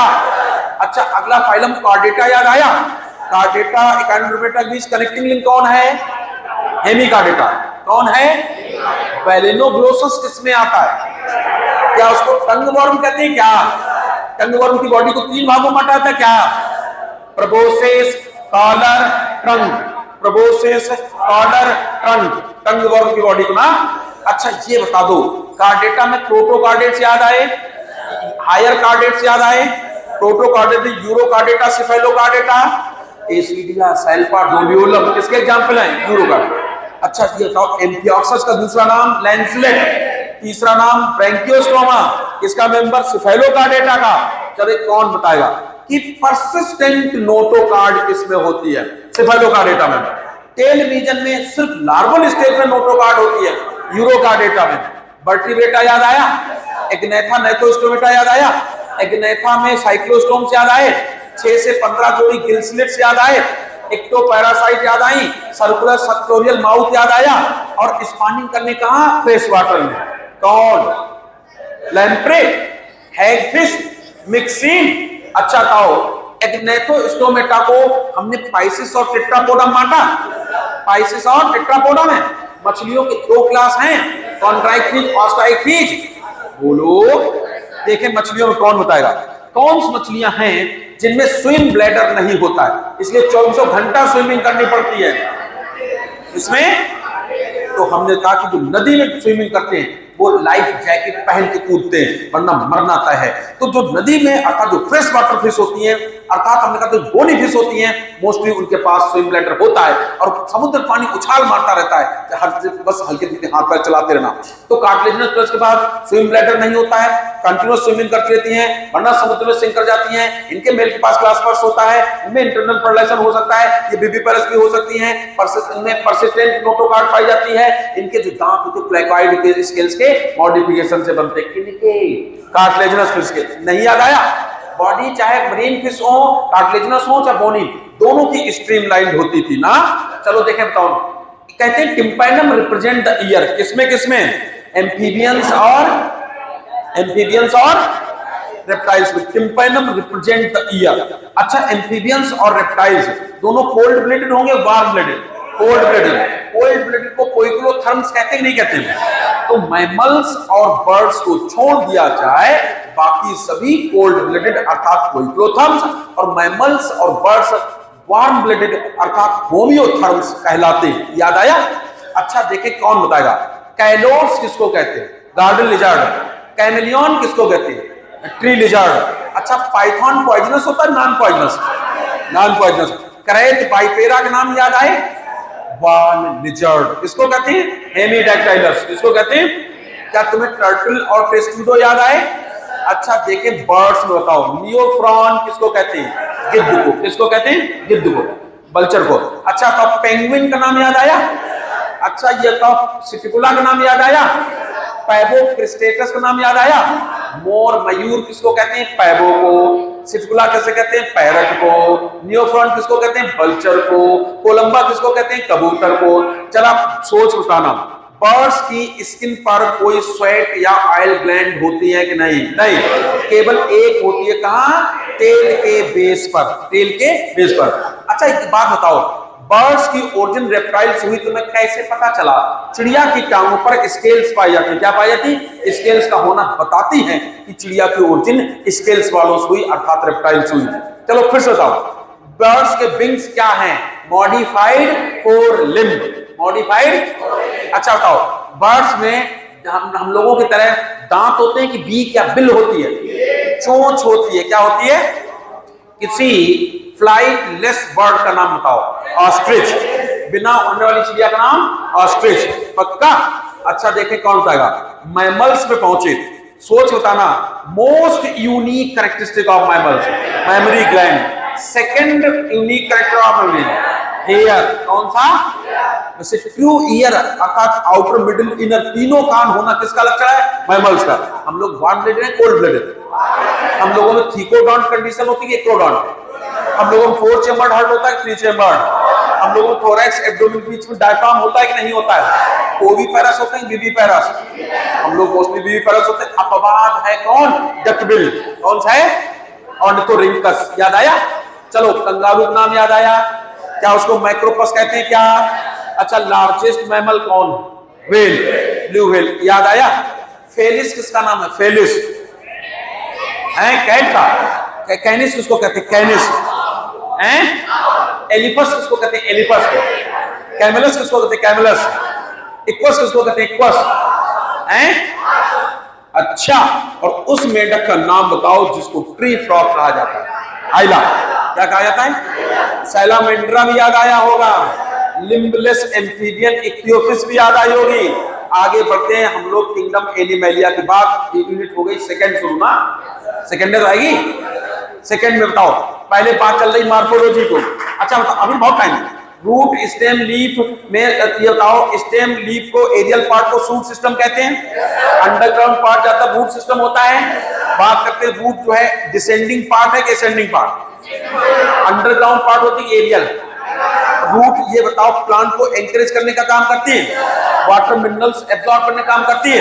रूट जो होती है, हमने कहा था कि प्लांट ग्रोथ रेगुलेटर्स भी सिंथेसाइज कर सकती है। अच्छा, मोनोकाट रूट, मोनोकाट में फाइब्रस रूट होती है क्या? डाइकॉट में टैप रूट सिस्टम होता है क्या? अच्छा, सेकंड ऑर्डर थर्ड ऑर्डर वाली बात याद आई? अच्छा, ये बताओ थिम्बल लाइक स्ट्रक्चर किसको कहते हैं? रूट का है। अच्छा, zone of meristem, elongation, maturation याद आए? रूट हेयर कहां पे होते हैं? मैचुरेशन पे। मैक्सिमम वाटर मिनरल कहां से एब्जॉर्प्शन होगा? जोन ऑफ रूट हेयर से। मैक्सिमम लंबाई कहां पे बढ़ेगी? जोन ऑफ इलोंगेशन से। अच्छा, ये बताओ मॉन्स्टेरा, ग्रासेस, बैंयन ट्री क्यों चर्चित हैं? एडवेंटिशियस रूट के चक्कर में। पक्का? चलो, स्टेम एरियल पार्ट होता है। स्टेम पर नोड, इंटरनोड होती हैं। लीफ, फ्रूट, फ्लावर होते हैं। स्टेम का काम होता है ब्रांचेस को स्प्रेड करना, ब्रांचेस को स्प्रेड करना। पक्का? अच्छा, ये बताओ, क्या स्टेम कभी कभी फूड भी स्टोर कर सकते हैं क्या? पोटैटो, क्या ये प्लांट को सुरक्षा तंत्र दे सकते हैं क्या? रोज प्लांट, क्या हमने तुमसे कहा था कि ये वेजिटेटिव प्रोपेगेशन कर सकते हैं?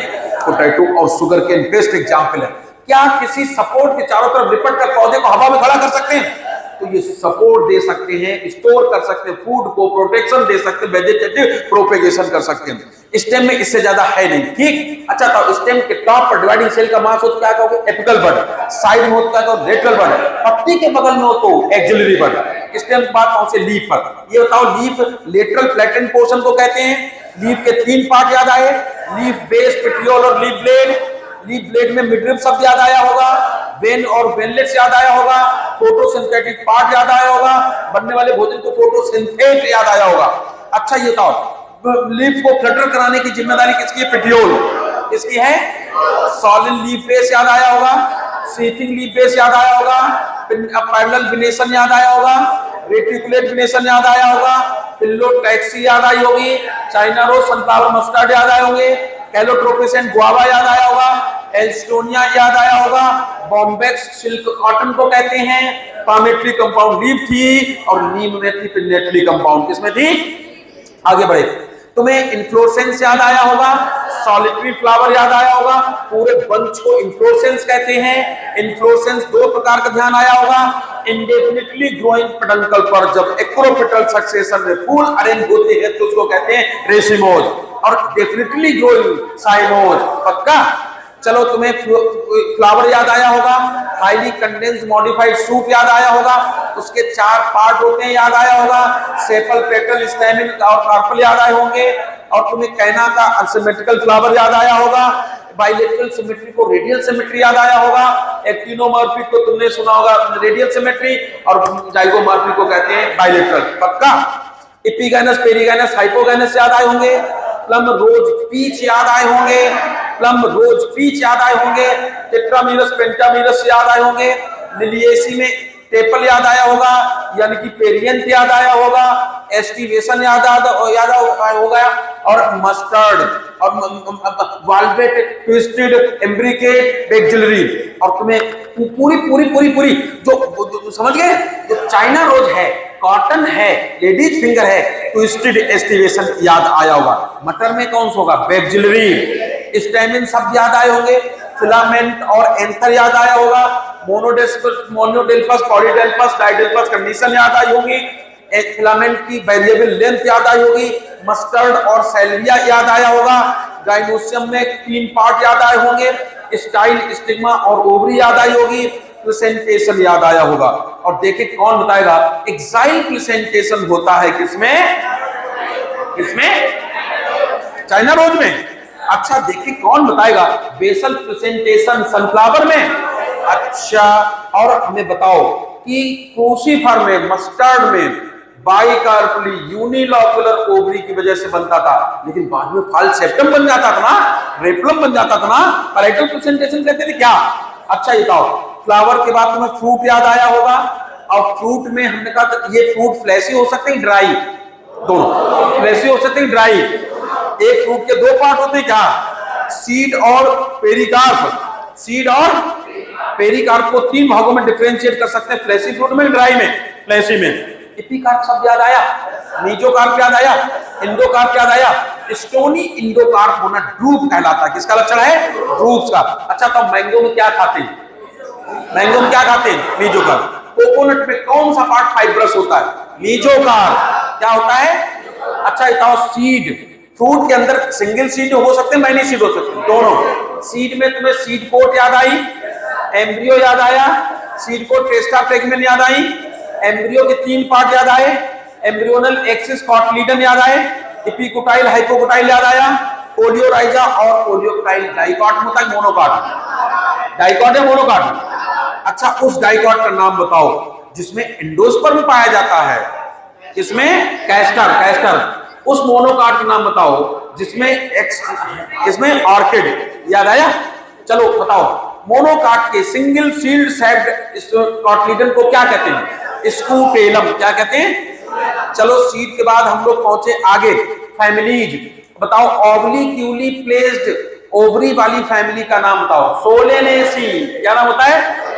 अच्छा ये बताओ, क्या तुम्हें फ्यूमिगेटरी प्लांट याद आए? अच्छा बताओ, तुम्हें धतूरा पिटूनिया याद आए? अच्छा ये बताओ कि जो सोलेनेसी फैमिली है तो बस है पेंटाकार्पली, चक्कर पड़ो ज्यादा इसके बाद हम इसकी लंबी कहानी फंस जाएगी ना। चलो हमें देखे कौन बताएगा कि जब हम फूल को देखते हैं जिधर से, वो एंटीरियर पार्ट माना जाता है, पोस्टीरियर? अच्छा जो फ्लोरल डायग्राम में टॉप पे जो बिंदी रखी जाती है वो क्या दर्शाती है? मदर एक्सिस को। इसको दर्शाती है। फ्लोरल फार्मूला का सबसे बड़ा ड्रॉबैक क्या है? उसमें एस्टिवेशन नहीं पता चलता है। फ्लोरल डायग्राम का सबसे बड़ा ड्रॉबैक क्या है? उसमें ओवरी की पोजीशन नहीं पता चलती है कि ओवरी सुपीरियर है कि इंफीरियर। एक है फैमिली बची है सोलेनेसी, इसमें ब्रिंजल, फ्रिंजल, पोटैटो, पोटैटो इसी में आते हैं। अच्छा देखिए कौन बताएगा कि जब प्लांट एनाटॉमी पढ़ते थे तो प्लांट टिश्यू हमने केवल जरा सा बताया था कि अगर डिवीजन करने की क्षमता हो तो ग्रुप ऑफ सेल्स को मेरिस्टेमेटिक टिश्यू कहते हैं। डिवीजन क्षमता खत्म हो गई हो तो ग्रुप ऑफ सेल को परमानेंट टिश्यू कहते हैं। परमानेंट टिश्यू 2 प्रकार का बताया था, सिंपल और कॉम्प्लेक्स। सिंपल में 3 नाम बताए थे, parenchyma, collenchyma, sclerenchyma. Thin walled living cell का मास था parenchyma, thick walled living cell का मास था कोलेनकाइमा, और डेड सेल्स का मास था स्क्लेनकाइमा। कौन था? जल का संवाहन करता है जाइलम, फूड का ट्रांसलोकेशन करता है फ्लोएम। अच्छा प्लांट में टिश्यू मिलते हैं, टिश्यू सिस्टम मिलते हैं, टिश्यू सिस्टम क्या? Epidermal tissue system, ground tissue system और वैस्कुलर टिश्यू सिस्टम याद आए? एपिडर्मल टिश्यू सिस्टम में एपिडर्मिस पढ़ते हैं और हम स्टोमेटल आपरेटस पढ़ते हैं और ट्राइकोम या हेयर पढ़ते हैं।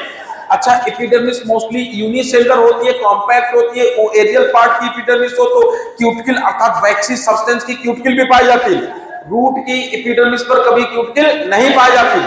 एपिडर्मल सेल्स में क्लोरोप्लास्ट नहीं होते मगर स्टोमेटा की गार्ड सेल अपवाद होती हैं। अब स्टोमेटा पे पहुंचे, मोनोकॉट में एम्पी स्टोमेटिक होती है, डाइकॉट की जो होती है हाइपोस्टोमेटिक होती है, डाइकॉट के स्टोमेटा स्कैटर्ड होते हैं, मोनोकॉट के पैरेलली अरेंज होते हैं। डाइकॉट में किडनी शेप्ड गार्ड सेल होती थी, मोनोकॉट में डंबल शेप्ड होती थी। याद आया? चलो हमने इसके बाद जब हमने तुम्हें एपिडर्मिस के बाद जब हमने स्टोमेटा पढ़ाई के और ट्राइकोम्स बताया था कि जो मोनोकॉट स्टेम होते छोटे चिकने लगते उनके ऊपर हेयर नहीं होते, डाइकॉट स्टेम के ऊपर मल्टीसेलुलर हेयर होते, रूट चाहे मोनोकॉट की और डाइकॉट की दोनों पर हमेशा यूनिसेलुलर हेयर ही होते हैं। और जो एरियल पार्ट के हेयर होते हैं उनका मेन काम था और क्यूटिकल का भी मेन काम था ट्रांसपिरेशन अर्थात वाटर लॉस के चांस को घटाना। फिर जब ग्राउंड सिस्टम पढ़ाया था, ग्राउंड टिश्यू सिस्टम में जब डाइकॉट में पढ़ाया था तो हमने कहा हाइपोडर्मिस भी बताई थी, कॉर्टेक्स बताया था, एंडोडर्मिस बताई थी और अंदर वाले मेडुला को हमने पेरिसाइकिल और पिथ में डिफरेंशिएट किया था।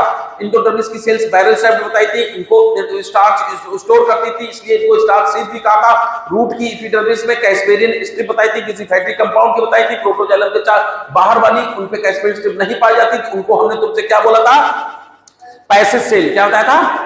अच्छा, ये जो मोनोकॉट ग्रास फैमिली के पौधे थे इनकी लीफ की अपर एपिडर्मिस में हमने कुछ बुलीफॉर्म सेल्स भी बताई थी जो मॉइस्चर लॉस के चक्कर में लीफ को कर्ल करके वाटर लॉस के चांस को घटाती थी। किसी याद आ रहा? चलो यहां तक हमने तुम्हें एनाटॉमी बताई थी और ये भी कहा था जो वैस्कुलर टिश्यू सिस्टम होता है, वैस्कुलर बंडल दो प्रकार के बताए थे, कंजॉइंट और हमने साथ साथ बताए थे रेडियल। रूट में सदा रेडियल वैस्कुलर बंडल होते हैं, कंजॉइंट होते हैं लीफ और स्टेम में। अब ये अलग बात है, कंजॉइंट में भी दो कंडीशन होती है, कोलैटरल और बाइकोलैटरल। कद्दू में कैसे होते थे, बाइकोलैटरल। हाँ, जाइलम फ्लोएम के बीच अगर हमने कहा था कैम्बियम हो तो ऐसे वैस्कुलर बंडल को ओपन कहते हैं, ना हो तो क्लोज कहा करते हैं। ओपन वैस्कुलर बंडल होना लक्षण होता है किसका, डाइकॉट का, लेकिन लीफ चाहे डाइकॉट की हो मोनोकॉट की कभी ओपन वैस्कुलर बंडल नहीं पाई जाती है। इस तरह से हमने तुम्हें प्लांट एनाटॉमी के बाद बात बताई थी साइटोलॉजी की ना, और ये कहा था प्लांट एनाटॉमी में और कुछ बचा नहीं। इसके बाद हमने तुम्हें फ्रॉग भी बताया था और कहा था फ्रॉग जीवन में पानी नहीं पीता। क्या नहीं करता है, फ्रॉग जीवन में पानी नहीं पीता था क्योंकि फ्रेश वाटर एक्वेटिक एनिमल हुआ करता था। हालांकि हमने कहा था मेढक अपना ज्यादातर जीवन जमीन पे गुजारता है, सिर्फ ब्रीडिंग करने ही जाता है, कहाँ, वहां पर। अच्छा, ये था फ्रॉग में, छोड़ो अभी, मेल और फीमेल फ्रॉग में से किसमें यूरोजेनाइटल डक्ट शब्द बोला जाता है, यूरोजेनाइटल डक्ट शब्द किसमें बोलता है, मेल में, किसमें बोला जाता है। अच्छा, ये बताओ फ्रॉग में एनस और यूरिनरी ओपनिंग अलग अलग होती है कि क्लोएका होती है, क्लोएका होती है। अच्छा, किसी को किडनी के अंदर एक खास बात याद आई जिसको कहते हैं बिडर कैनाल, बिडर कैनाल याद आई, वक्त आने पर पढ़ाएंगे। ये बता दो कि समझ गए। अच्छा, आगे बढ़ते हैं। मेढक में हमें खुद नहीं पता क्या पूछे, ये बस बता दो मेढकी एक बार में कितने अंडे देती है, मेढकी एक बार में कितने अंडे देती है, पढ़ के बताओ कितने हैं। अच्छा, तो ठीक है भाई, इतने अंडे देती जितना बताया बच्चे ने। आगे बढ़ते हैं। अब क्या बचा, डायरेक्ट साइटोलॉजी होती ना, साइटोलॉजी तो रोजे पढ़ी रहे, फिर भी एक बार मोटा मोटा सुनते हम लोग फटाफट, आधा घंटा साइटोलॉजी खत्म हो जाएगा। साइटोलॉजी सुनो मेरी बात, कहा था कि smallest thing which is capable of, smallest thing which is capable of independent existence and performing all the essential activities of life, उसी को सेल कहते थे। क्या कहते थे, anything less than a cell can not exist. याद आया? और तुम्हें ड्यूबेनक का नाम याद आया होगा, रॉबर्ट ब्राउन का नाम याद आया होगा, 1838 याद आई होगी, 1839 याद आया होगा, टुगेदर सेल थ्योरी याद आई होगी। चलो फिर से बताओ, प्लांट्स में सेल वॉल होना प्लांट सेल का यूनिक कैरेक्टर किसने कहा था, स्वान ने। किसने कहा था? अच्छा, रुडोल्फ किरकोफ ने याद आया होगा, सेल थ्योरी की फाइलर शेप याद आई होगी, ओमनीसेल्युलर ई सेल्युलर याद आया होगा, अर्थात all cells arise from pre existing cell. Overview जब पढ़ते थे तो अनियन पील से सेल लेते थे या ह्यूमन चीक से लेते थे, याद आया? और main arena of cellular activities कहते हैं किसको, साइटोप्लाज्म को। किसको कहते हैं? बाकी पूरा ओवरव्यू पता है, आगे बढ़ते हैं। ओवरव्यू में बस इतना बताना चाहेंगे कि जो सेल इंक्लूजन्स होते थे विदाउट एनी मेम्ब्रेन होते थे, साइटोप्लाज्म में फ्रीली पाए जाते थे और ये किसी न किसी स्टोर्ड सब्सटेंस या एक्सक्रीटरी प्रोडक्ट या सेक्रेटरी सब्सटेंस के ग्रेन्यूल्स हो सकते थे। सेल इंक्लूजन पक्का। चलो आगे बढ़ते हैं। हमने एक प्लांट सेल और प्रोकैरियोटिक सेल, यूकैरियोटिक सेल में अंतर बताया था और वहीं पर सेल साइज की बात कही थी। कहा था यूजुअली जो प्रोकैरियोटिक सेल होती है उनका साइज छोटा होता है, अर्थात यूकैरियोटिक सेल का साइज बड़ा होता है। मेटाबॉलिकली सेल जितना एक्टिव होगी साइज छोटा होगा। और हमने तुम्हें लार्जेस्ट आइसोलेटेड लिविंग सेल का नाम बताया था, कौन? Ostrich egg. वैसे ह्यूमन की नर्व सेल 90 सेंटीमीटर तक लंबी हो सकती है और स्मॉलेस्ट नॉन लिविंग सेल किसको कहते हैं? माइकोप्लाज्मा को। और हमने कहा था 0.3 माइक्रोन का साइज होता है, बैक्टीरिया का 3 to 5 होता है, टिपिकल बैक्टीरिया का 1 से 2 होता है, टिपिकल यूकैरियोटिक सेल का साइज 10 से 20 होता है। आगे बढ़ते हैं, हम लोग पहुंचते हैं किसी प्रोकैरियोटिक सेल पर, बिल्कुल नहीं पढ़ाएंगे, बैक्टीरिया पढ़ा ही चुके, बस यहाँ पर ये जरूर कहेंगे कि इनकी सेल वॉल नाग और नाम की बनी होती थी, ग्लाइकोकाइलिक्स के बारे में बता ही चुके, डेसिकेशन से बचाती थी, एडेसिव लेयर का काम करती थी और ग्लाइकोकाइलिक्स, लेकिन सभी बैक्टीरिया में गारंटी नहीं थी। इनकी cell membrane fluid mosaic model के अनुसार होती थी, सिलेक्टिवली परमेबल ही होती थी और आउटर वर्ल्ड से उसका इंटरेक्शन होता था। और हमने अंदर बताई थी सेल वॉल नाग और नाम की बनी होती थी, शॉर्ट पेप्टाइड चेन से जुड़ी होती थी, नाग नाम की लिंकेज जितने ज्यादा होंगे हमने कहा था उतनी डेंस हो जाएगा, सेल वॉल डेंस होगी, ग्राम पॉजिटिव होने का चांस, लूज होगी, ग्राम नेगेटिव होने का चांस। इसके बाद हमने प्लांट सेल में फिर तुम्हें गैस वैक्यूल की बात बताई थी, स्यूडो वैक्यूल कहा था, विदाउट टोनोप्लास्ट होती थी, ये भी कहा था कि गैस वैक्यूल होना फोटो ऑटोट्रोपिक बैक्टीरिया का लक्षण होता है। मेन डीएनए के अलावा हमने प्लाज्मिड की बात बताई थी, R factor, col factor, F factor की बात बताई थी। बैक्टीरिया की मेम्ब्रेन में 3 प्रकार की नई चीजें बताई थी, फ्लैजेला बताया था, फिम्बरी बताए थे, पिलाई बताए थे। फ्लैजेला जिनमें होता है वो मोटाइल होते हैं, फ्लैजेला के स्वयं 3 पार्ट बताए थे, नंबर 1 बेसल बॉडी, हुक और फिलामेंट। लॉन्गेस्ट पार्ट किसको कहा था? फिलामेंट। फिम्बरी जो है अटैचमेंट में काम करते थे, सेक्सुअल रिप्रोडक्शन में मदद करती थी पिलाई। इसके बाद हमने तुम्हें बैक्टीरिया के बाद यूकैरियोटिक सेल बताई थी, एक्सटेंसिव कंपार्टमेंटलाइजेशन की बात कही थी, प्लांट सेल एनिमल सेल में 3-4 लक्षण अंतर बताए थे। और बात करते हैं हम तुम्हें डायरेक्ट सेल वॉल पर, प्लांट सेल फंजाई में पाई जाती है ऐसा एनसीईआरटी में लिखा है, लेकिन हम तो जानते हैं बैक्टीरिया में भी सेल वॉल पाई जाती है। और प्लांट फंजाई की काइटिन की बनी होती है, ग्लूकन्स, गैलेक्टन्स और कैल्शियम कार्बोनेट के साल्ट तुम्हें याद आ ही गए होंगे, इनकी सेल वॉल होती थी एल्गी। और primary cell wall, secondary cell wall याद आई होगी, जैसे जैसे सेल मैच्योर होती है प्राइमरी सेल वॉल डिमिनिश हो जाती है, केवल सेकेंडरी सेल वॉल एग्जिस्ट करती है। कहीं कहीं पर सेल वॉल डिपॉजिट नहीं हो पाती थी, वहां साइटोप्लाज्मिक स्टाइल बन जाते थे, प्लाज्मोडेस्माटा करते थे, जिससे स्मॉल मॉलिक्यूल और आयन का एक्सचेंज हो सकता था। किसी की याद आ रहा? सेल वॉल एक्सोस्केलेटन का काम करती थी, अर्थात किसी सेल की शेप मेंटेन करती थी। साथ साथ हमने प्लाज्मा मेम्ब्रेन बताई थी, लिपिड मॉडल बताया था, कोलेस्ट्रॉल बताया था, लिपिड मॉलिक्यूल का अरेंजमेंट बताया था, टेल अंदर होती है और पोलर हेड बाहर साइड में होते हैं। ये भी कहा था लिपिड मॉडल के अनुसार कोलेस्ट्रॉल भी होता है।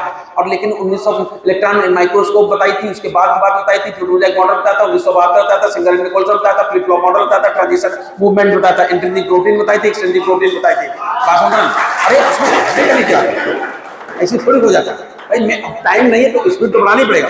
साथ साथ हमने तुम्हें प्लाज्मा मेम्ब्रेन का जो मोस्ट फंडामेंटल कैरेक्टर था वो बताया था, ट्रांसपोर्टेशन एक और तो मेम्ब्रेन बताया था हमने, passive transportation, active transportation, passive transportation में हमने डाउन मूवमेंट कहा था, इसमें हमने कहा था हायर टू लोअर कंसंट्रेशन जाती है, बिना एनर्जी खर्च होती है। 2 शब्द बताए थे, passive transportation, facilitated transportation. Facilitated transportation में स्वयं हमने 3 शब्द बोले थे, यूनिपोर्ट, सिम्पोर्ट और एंटीपोर्ट। इसका एक्टिव ट्रांसपोर्टेशन में हमने कहा कंसंट्रेशन रिलेटेड के अगेंस्ट जाती है, कैरियर प्रोटीन की इस्तेमाल होती है, एनर्जी खर्च होती है, फास्ट प्रोसेस होते हैं हमारे शरीर में। जितने भी एग्जांपल है पंप कराते हैं, बेस्ट एग्जांपल है सोडियम पोटेशियम पंप। जब हमने तुम्हें सेल मेम्ब्रेन के बाद सेल वॉल हो चुकी, इंडो मेम्ब्रेन, अरे बोलो नहीं, इंडो मेम्ब्रेन सिस्टम की बात आई थी, हमने कहा था इसमें हम लोग endoplasmic reticulum, Golgi body, lysosome और वैक्यूल को ही कंसीडर करते हैं, माइटोकॉन्ड्रिया, प्लास्टिडिया, पेरोक्सिसोम को कंसीडर नहीं करते। एंडोप्लाज्मिक रेटिकुलम की जब बात चली थी, टाइनी ट्यूबुलर स्ट्रक्चर बताई थी, और हमने कहा था रफ एंडोप्लाज्मिक, स्मूथ एंडोप्लाज्मिक बताया था, रफ वाले प्रोटीन बनाते थे, स्मूथ वाले लिपिड और स्टेरॉइड हार्मोन बताते थे। ये भी बात बताई थी कि हमने कहा था कि जो हमारे जैसे लिवर सेल है, अर्थात जो प्रोटीन या प्रोटीन प्रोडक्ट बनाती है, उनमें रफ एंडोप्लाज्मिक रेटिकुलम ज्यादा विकसित होते हैं, जो लिपिड या स्टेरॉइड हार्मोन बनाते हैं उनमें स्मूथ एंडोप्लाज्मिक रेटिकुलम ज्यादा विकसित होते हैं। गोल्गी बॉडी का नाम बताया था, कैमिलो गोल्गी के नाम बताया था, सिस्टर्नी का नाम बताया था, आधा से 1 डायमीटर माइक्रोन का डायमीटर बताया था, और एक ऊपर पूरा स्टार बनाती थी। फॉर्मिंग फेज याद आया, दूर वाले को मैच्योरिंग फेज याद आया, और पैकेजिंग करना सबसे बड़ा काम था। लाइसोसोम के रूप में मैच्योर प्रोटीन पैक करती है, लेकिन अगर ग्लाइकोलिपिड बनानी हो, ग्लाइकोप्रोटीन बनानी हो, तो ग्लाइकोसिडेशन का काम भी गोल्गी बॉडी ही करती थी। बात आई लाइसोसोम की, जो जब गोल्गी बॉडी पैकेजिंग करती है तभी लाइसोसोम बनते थे। लाइसोसोम के अंदर जितने हाइड्रोलेजेज होते हैं वो भरे होते हैं। हाइड्रोलेजेज 4 प्रकार के होते हैं, कार्बोहाइड्रेजेज, लाइपेजेज, एमाइलेजेज और न्यूक्लियोजेज। याद करो, तुम्हें हमने ये कहा था कि जो लाइसोसोमल एंजाइम होते हैं बेस्ट परफॉर्म करते हैं हाईली, मतलब किस पीएच पर? एसिडिक पीएच पर। किस पीएच पर? एसिडिक पीएच पर। साथ साथ तुम्हें वैक्यूल याद आई होगी, क्लोरोप्लास्ट याद आई होगी, सेल सैप याद आया होगा, हाईली कंसंट्रेटेड याद आया होगा, एंथोसाइनिन याद आया होगा। और साथ साथ हमने तुमसे कहा था इसको वेस्ट डिपॉजिट बॉक्स भी कहते हैं, और साथ साथ टर्बिडिटी मेंटेन करती है। और साथ साथ हमने तुम्हें कॉन्ट्रैक्टाइल वैक्यूल अमीबा में बताई थी, ऑस्मोरेगुलेशन, साथ साथ एक्सक्रीशन में भी मदद करती थी, वरना फूड वैक्यूल और गैस वैक्यूल की बात कर ही चुके थे। बात आई माइटोकॉन्ड्रिया की, अगर देखना है तो तुम्हें जेनस ग्रीन व्हील अर्थात किसी स्पेसिफिक डाई से कलर करना पड़ेगा। Peri mitochondrial space, stromal space, cristae, oxysome, single circular DNA और मल्टीप्लाई मेनली बाय फिजन, और सेमी ऑटोनोमस शब्द याद आए होंगे। क्लोरोप्लास्ट याद आए होंगे, और उससे पहले पिगमेंट याद आए होंगे। क्लोरोप्लास्ट हमने कहा था डिस्क्वार्टल हो सकते हैं, लेंस हो सकते हैं, रिबन सेप्ट हो सकते हैं। यहाँ पेरीप्लास्टिडियल स्पेस याद आया होगा, स्ट्रोमल स्पेस याद आया होगा, थैलेकॉइड्स याद आए होंगे, ग्रेना याद आए होंगे, लेमेली याद आई होगी, स्ट्रोमा लेमेली याद आई होगी। और इनमें भी होता था मल्टीप्लाई मेनली बाय फिजन। इसके बाद साइटोस्केलेटन के नाम पर cilia, flagella, centriole, basal body सब कुछ याद आए। ट्यूबिन प्रोटीन के बने होते, 9+2 अरेंजमेंट दर्शाते थे सिलिया, फ्लैजेला। लेकिन हमने कहा था इनके ऊपर अंदर एक्सोनियम, बाहर से शीट याद आई होगी, और 5 से 10 माइक्रोन याद आया, माइनिंग इन नंबर याद आया होगा, कोऑर्डिनेटेड मैनर में बीट करना याद आया, ओवरलाइक फंक्शन याद आया होगा, और सेल और सराउंडिंग मीडियम दोनों को मूव करा सकते हैं। कौन? सिलिया। कार्ट व्हील लाइक होते हैं सेंट्रियोल, सेंट्रियोल में बीच में प्रोग्नेसियस हब याद आया होगा, इसलिए 9+0 होता है। लेकिन जो 9 पेरिफेरल ट्यूब्यूल्स होती हैं वो ट्रिपलेट के रूप में होती है। किसके रूप में होती है? ट्रिपलेट। तुम्हें न्यूक्लियस की बात याद आई होगी, रॉबर्ट ब्राउन का नाम याद आया होगा, फोंटाना का नाम याद आया, डब्ल्यू फ्लेमिंग का नाम याद आया होगा। फ्लेमिंग का नाम होता है बेसिक डाई याद आई होगी, न्यूक्लियर के 4 कंपोनेंट याद आए होंगे, पेरीन्यूक्लियर मेम्ब्रेन याद आई होगी, न्यूक्लियर कोर याद आए होंगे, 10 से 50 नैनोमीटर का डायमीटर याद हो गया, पैसेज का नाम याद आया होगा, ग्रैन्युलर ट्रांसपेरेंट न्यूक्लियोप्लाज्म याद आया होगा, न्यूक्लियर आरएनए और प्रोटीन से बना न्यूक्लियोलस याद आया होगा। और साथ साथ हमने कहा था बीड्स ऑन स्ट्रिंग जैसे गुत्थम गुत्था जाल का क्रोमैटिन नेटवर्क याद आया होगा, और तमाम सारे क्रोमोसोम मेटासेंट्रिक, सब मेटासेंट्रिक, एक्रोसेंट्रिक, टीलोसेंट्रिक याद आए होंगे, और साइड क्रोमोसोम याद आया होगा, सेकेंडरी ऑर्गन कॉन्स्ट्रिक्शन याद आया होगा, न्यूक्लियर ऑर्गेनाइजर रीजन याद आया होगा, सैटेलाइट याद आया होगा। याद आया? तो ज्यादा ही हो गया। इसके बाद हमने बात बताई थी बायोमोलिक्यूल्स की, कहा था carbon, hydrogen, oxygen, sulphur, nitrogen, phosphorus, ये वो एलिमेंट होते हैं जिनकी परसेंटेज ह्यूमन बॉडी में ज्यादा होती है। और हमने तुम्हें कहा था 1% के आसपास आयंस बताए थे, 70 से 90% पानी बताया था, 10 से 15% प्रोटीन बताई थी, 2 से 5% कार्बोहाइड्रेट बताए थे, और लिपिड बताए थे। इसके बाद हमने तुम्हें ट्राइक्लोरोएस्टिक एसिड बताया था, चटनी बनाई थी, छन्नी बताई थी, छाना था, रिटेंटेड बताया था, माइक्रोमोलिक्यूल होता है, वाटर इनसॉल्युबल, ऐसे अभी खाली हो जाने से नहीं रुकेंगे। वाटर इनसॉल्युबल बताया था, माइक्रोमोलिक्यूल बताया था, 800 डाल्टन से ज्यादा की बात कही थी, 800 डाल्टन से ज्यादा की। कितनी खाली हो जाना, रुकेगी नहीं। फिल्ट्रेट,